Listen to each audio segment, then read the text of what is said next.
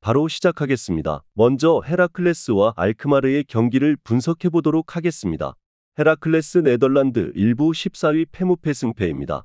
라인을 어느 정도 올리면서 호전적인 시도를 하고는 하지만 강호들과의 체급 차이를 극복해내는 모습을 보여주지는 못하고 있는 상황입니다.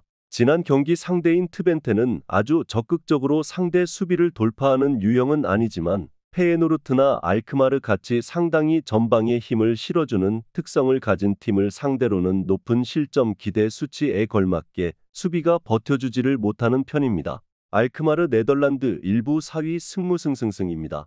알크마르가 강호들과 붙을 때에는 중앙에서의 장악력 부족으로 인해서 고전하는 경우가 잦은 편입니다.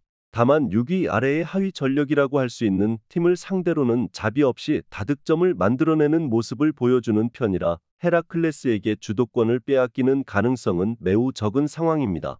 이 상황에서는 빅찬스 메이킹의 강점이 있는 스가와라도 적극적으로 오버래핑에 나설 수 있을 것입니다. 주도권을 하위권 팀에게 빼앗기는 상황이 자주 일어나는 일은 아니고 헤라클레스가 호전적으로 나서는 상황에서는 상위 전력과의 체급 차이를 상당히 많이 느끼는 편이라는 점도 생각해야 할 것입니다. 알크마르의 승리를 예상합니다. 다음은 위트레흐트와 즈볼레의 경기를 분석해 보도록 하겠습니다. 위트레흐트 네덜란드 1부 8위 패무승승패입니다. 위트레흐트가 전력에서는 앞서는 것이 사실이고 홈에서는 즈볼레에게 매우 강한 모습을 보여주는 편이었습니다. 다만 위트레흐트의 단점은 공격적으로 나서는 상황에서의 수비적인 안정입니다. 잡을 만하다 싶은 팀을 상대로는 꽤 극단적으로 호전성을 보이는데 때문에 난전을 허용하면서 경기가 꼬이는 경우가 있는 편이고 즈볼레와의 매치에서도 수비를 아주 안정적으로 이어가는 편은 아니었습니다.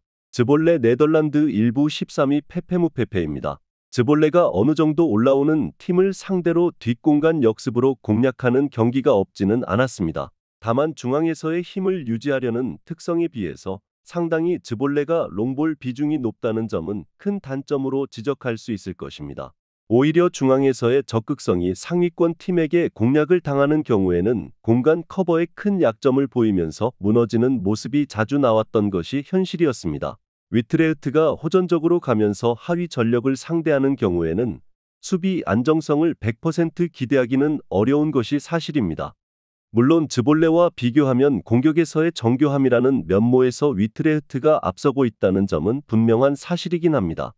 오버 2.5 양상에서 위트레흐트의 승리를 예상합니다. 다음은 헤이렌베인과 트벤테의 경기를 분석해 보도록 하겠습니다. 헤렌벤 네덜란드 1부 11위 승승패패무입니다.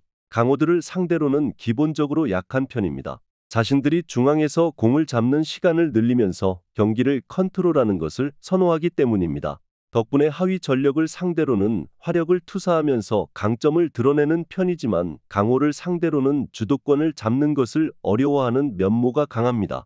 그나마 아약스나 에이지를 상대로 홈에서 좋은 매치를 펼치기는 했는데 당시에도 수비적으로는 안정적인 면모를 보였다고 하기는 어려웠습니다. 트벤테 네덜란드 1부 3위 승승승패승입니다.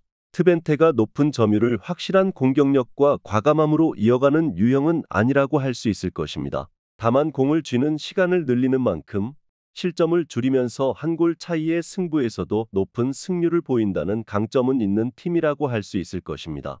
원정에서도 평균적으로 52%의 점유율을 가져가는 모습인 만큼 홈에서의 기량보다는 덜해도 원정에서도 안정성이 아주 떨어지는 팀은 아니라고 할 수 있겠습니다. 일단 안정성이라는 면에서 트벤테가 공을 잡고 가는 상황에서는 어느 정도 보장이 되는 편이라고 할 수 있을 것입니다.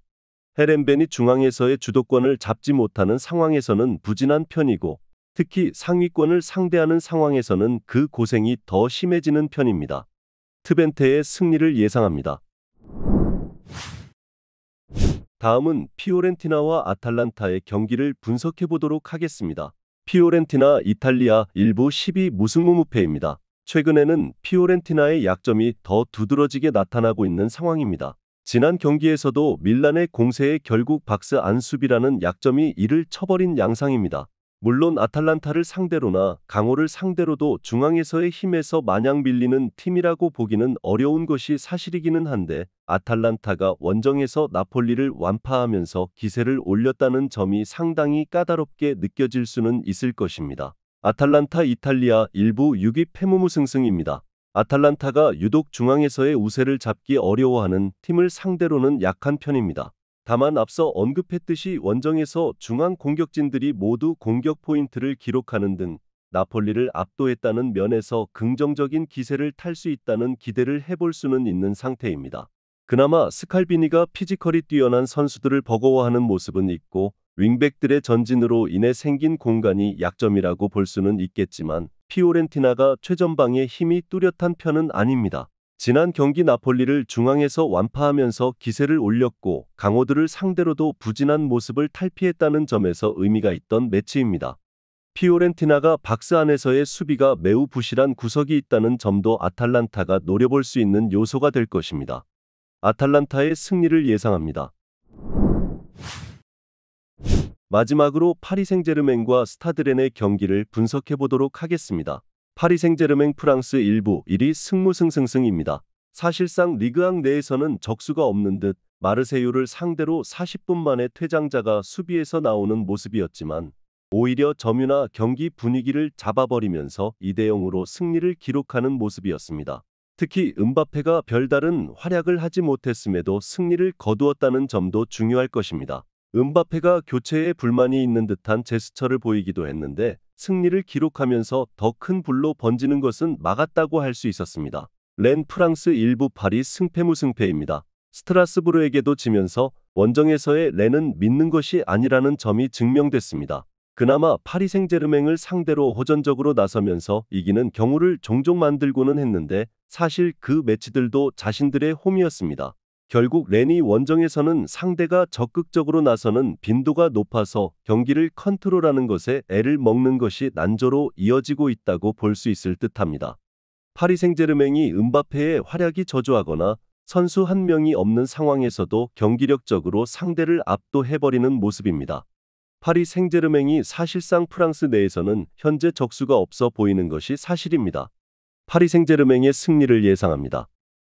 영상에서 알려드리는 내용들은 모두 1차 분석 내용들이며 2차 분석과 최종 조합픽은 영상 하단 고정 댓글 링크로 문의 주시면 안내 도와드리도록 하겠습니다. 시청해주셔서 감사합니다.